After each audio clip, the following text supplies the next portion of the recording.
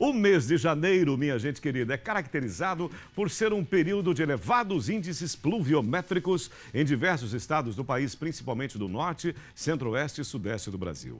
Já em grande parte do nordeste, as precipitações no primeiro mês do ano não ficaram acima, atenção, não ficaram acima da média histórica. Para falar sobre esse assunto, que eu gosto de aprender, não conheço, não tenho domínio, eu gosto de conversar com aquilo que eu não entendo também, o Superintendente Especial de Recursos Hídricos, o Ailton Rocha. Por quê? Porque é bom a gente aprender de outros assuntos que a gente desenrola com mais facilidade. Mas eu vou perguntar para ele, inclusive, sobre uma ferramenta interessante. Ailton, sempre bom revê-lo e aprender com você a respeito de recursos hídricos. Bom dia, tudo bem contigo? Bom dia. Essa ferramenta, tem uma ferramenta exatamente para você acessar, para você monitorar o tempo e o clima em todo o nosso estado de Sergipe. Qual é mesmo essa ferramenta? Olha só, nós trabalhamos com o Monitor de Secas. Esse Monitor de Secas é um programa coordenado pela Agência Nacional de Águas, em que todos os estados do Nordeste participam desse trabalho e mensalmente a gente elabora um mapa que é feito de forma participativa. Todos os estados emitem relatórios e daí esse mapa é consolidado a cada 15 dias do mês subsequente. Então, o último mapa que foi publicado, ele coloca a Sergipe na situação de seca fraca na faixa litorânea, seca moderada no agreste e seca grave no semiárido. Mas é um quadro que está numa situação bem melhor do que do ano passado. Do ano passado, nessa mesma época, o semiárido já estava numa condição de seca extrema. E essas últimas chuvas que ocorreram em Sergipe, apesar de terem ficado abaixo da média, mas ela ocorreu num momento muito oportuno, porque nessa região do semiárido, inclusive, muitos barreiros que já estavam praticamente comprometidos com o estoque de água recuperaram o seu volume de água, o que é um alento para o pecuarista, principalmente na garantia da água para o rebanho. Eu ia te perguntar exatamente sobre as barragens, né? Como você colocou a respeito dessas chuvas tão providenciais. Essas chuvas, elas próprias, fizeram com que nós tenhamos uma maior segurança durante esse período de seca? Perfeito. Nossas barragens, hoje, todas elas estão com volume útil acima de 50%, o que nos dá uma certa tranquilidade, porque nosso período chuvoso aqui normalmente ocorre de março até junho, julho, né? Então, nossa expectativa, as previsões estão sinalizando para isso, é de que nós teremos um período de chuva normal, que deve se concentrar aí, né, dentro da média, um pouco acima da média, e essa situação do volume útil dos nossos reservatórios, os principais deles, acima de 50%, nos dá uma certa tranquilidade no item segurança hídrica, né?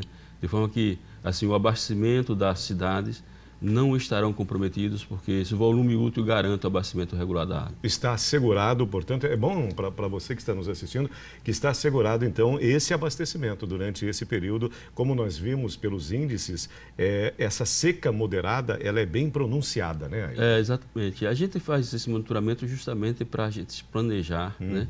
E todas as vezes que esse reservatório atinge apenas 20% do seu volume útil, a gente passa a trabalhar com uma operação de alerta e passa a racionalizar o uso da água de forma mais intensa, né?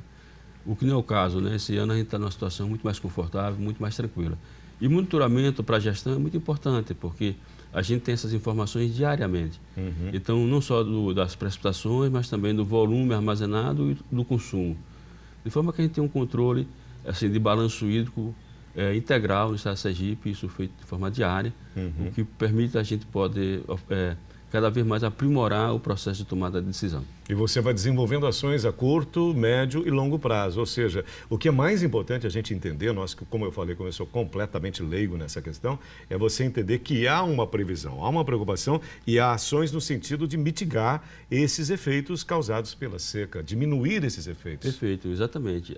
A seca é um fenômeno natural, que agora com as mudanças climáticas passou a ser um fenômeno cada vez mais recorrente, deixou de ser cíclico, né?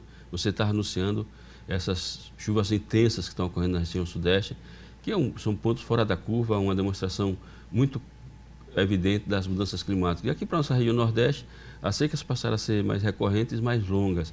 Então a gente tem que aperfeiçoar no monitoramento. E você foi muito feliz, porque é esse monitoramento que permite que a gente desenvolva ações de curto, médio e longo prazo para mitigar essas secas e a gente poder conviver com ela de uma forma menos traumática. Entendendo também, como eu falei a respeito dessas chuvas, o que acontece também é que há muita instabilidade, é algo completamente fora do planejamento e até da própria previsão.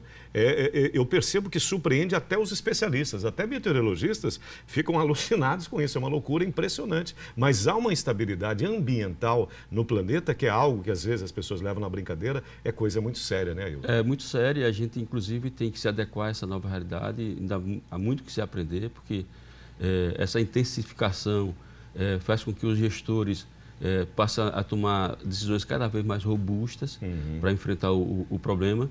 Para você ter uma ideia, o ano passado, em Aracaju, houve uma chuva, um volume de chuva acima de 380 milímetros num intervalo de apenas 15 dias. Impressionante. A cidade ficou praticamente quase toda alagada e algo nunca registrado na história do nosso município, né?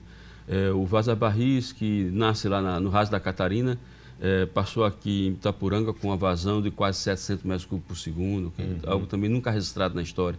Então, esses indicadores que nunca tinham sido registrados estão começando a acontecer. A própria Antártida está sendo anunciada aí, está experimentando temperaturas acima de 0 grau. Né? Aumentou muito a temperatura. Aumentou muito a temperatura. Nesses extremos. E isso tem consequências para o clima global, né? Verdade. Então, essa condição faz com que o planeta Terra, como um todo, tenha que ter um olhar diferenciado e a gente tem que aprimorar cada vez mais as nossas ações e, ao mesmo tempo, recuperar aquilo que foi degradado. Né? A gente tem que aprender a fazer o caminho de volta. Perfeito. Porque as ações do homem têm sido assim, extremamente danosas ao planeta e isso é fruto também justamente desse comportamento consumista que nós temos de degradar tudo, desmatar e comprometendo os nossos recursos naturais.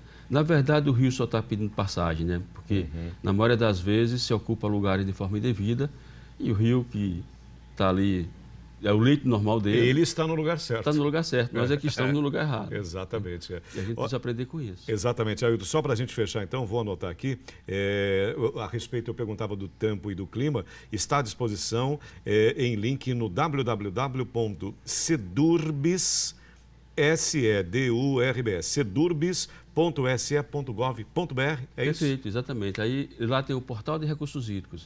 Então todas as informações inerentes a recursos hídricos, seja de clima, de segurança Esses de mapas barragem, todos. todos estão disponíveis de forma online para a população ter acesso em tempo real. Muito bom, Ailton. Muito obrigado. Muito obrigado. Eu comentei com você até uma coisa interessante. A fisionomia, você parece clone do meu pai. Meu pai se foi há muito tempo e muito jovem. A hora que eu olho para Ailton, eu me lembro do meu pai. Então imagina a impressão mais positiva que você possa ter. Fico feliz por isso. Muito obrigado. Quase eu chamo de pai. Daqui a pouquinho eu chamo de pai.